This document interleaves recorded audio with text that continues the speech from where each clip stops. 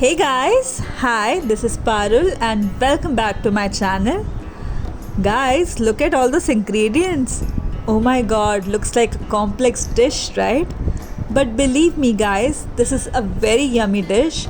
I mean, आप लोग उंगलियां चाटते रह जाओगे इसको खाने के बाद. And the fun fact about this dish is, कहने के तो ये आलू बनारसी है, लेकिन ये बनारस में नहीं मिलता. So yes guys, today I'm going to share this recipe of this amazingly yummy aloo banarsi. So without further ado, let's get started. Guys, it has been a couple of days I have been requesting my dad to bring big size potatoes and he brought it today. So I thought why not make banarsi aloo. So let's start making the dish. Usually you use raw potatoes for aloo banarsi, but I'm using parboiled potatoes. With this, scooping is easier and also while frying it will cook faster. Next, we are going to cut it in two halves. Now I'm going to shape my potatoes so that it can stand nicely. So what I'll do is, in this potato I'll take over the uneven portion, cut it off slightly from the end such that it can balance itself without any problem. To make them more appealing, I'm going to cut a small portion from the sides, just a little one, so that the shape is more perfect. Repeating the same steps, I have cut off a small portion from all the potatoes and given them a kind of a pipe shape. And guys, no need to worry about the potato shavings we have on the side. We can use it in the filling or stuffing. So let's start with the stuffing now. Let's make a chutney of coriander and mint leaves as well as ginger and green chilies. We will season this with about 1 teaspoon of salt and then give it a few pulses in our grinder. And our chutney is ready. For banarsi aloo, we are going to prepare two types of curry.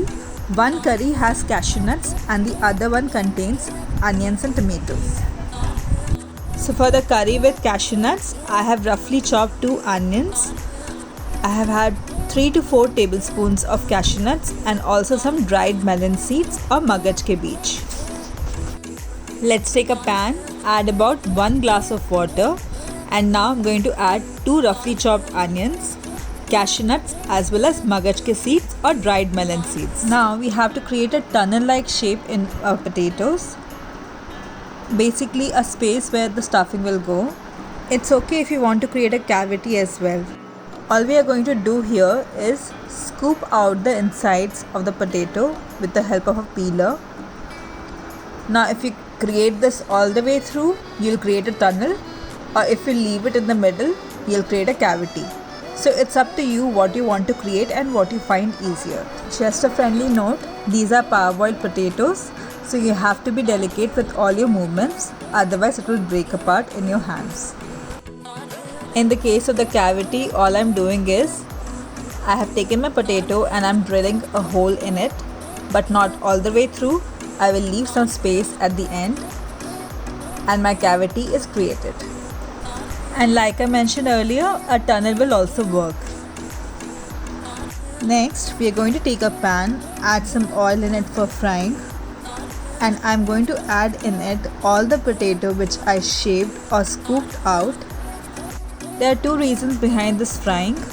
First is frying will add a taste to all the potatoes, and second, parboiled potatoes are not cooked thoroughly, so it will also help in cooking the potatoes as well. And last but not the least, it will add a Banarsi touch to my dish, because in Banaras they don't even remove the skin of the potatoes, and trust me guys, it has a different and unique taste. We'll fry these potatoes until they are golden brown, and once done we'll take this out in a dish and let it cool down. The fried potato shavings are nicely cooled down, so let's transfer this to a bowl. As we are preparing the stuffing, so let's make it richer by adding 100 grams of paneer. Let's give it a nice mash and then add condensed milk or khoa, dry fruits like cashew nuts and raisins. It will give a unique taste to your stuffing, and also some mint, coriander leaves as well as green chilies. To this, let's add the coriander and mint chutney. Season this with about 2 teaspoons of salt And next we are going to sprinkle some chaat masala and mash it nicely. The super yummy stuffing is ready. So let's start filling the potato cylinders now. And two things we'll be very careful about are, first, the potato is parboiled, so we have to use very gentle hands while filling it. And the second thing is, the stuffing should be very tight, otherwise while frying it will come out. Our next step is to make the cashew nut paste. So the cashews and onions as well as the melon seeds are nicely boiled. So let's transfer this to a grinder and give it a few pulses to make a smooth paste. So the paste is now ready. So let's transfer this to a bowl.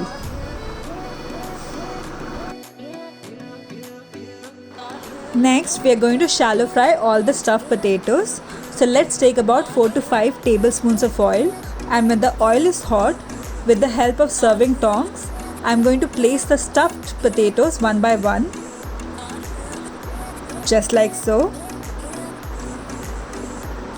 And I am going to fry it properly from all the sides.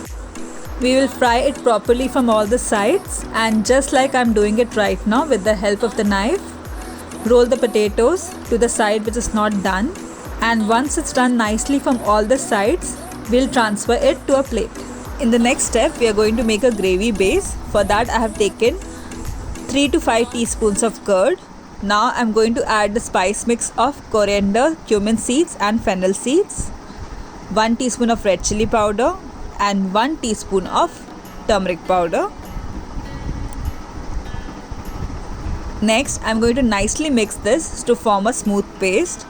In case you don't achieve this, you can add some water to nicely mix all of the spices together. Stuffed potatoes is ready as well as the gravy base. So let's move on to the gravy now.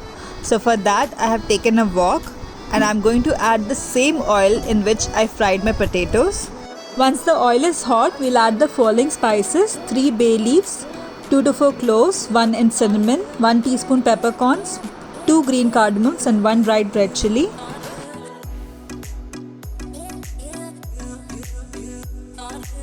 And we'll let it sizzle for some time. Next, we are going to add 2 finely chopped onions. And we'll saute this nicely until they reach a nice shade of golden brown. Once the onions are nicely done, I'm going to add 1 finely chopped tomato, 2 to 3 chopped green chili, 1 teaspoon of red chili powder, 1 teaspoon of turmeric powder, 1 teaspoon of coriander powder and 1 teaspoon of salt, or as per your requirement. Now let's mix all of this together and add 1 teaspoon of ginger garlic paste. We'll mix all of this together and let it cook for some time. So guys, it has been 5 minutes, so I'll remove the dried red chili now and then give the spices and tomatoes and onions a nice mix. Next, we are going to add the cashew nut paste we prepared earlier and mix it nicely with all the other spices. And once it's mixed, we'll let it cook for some time.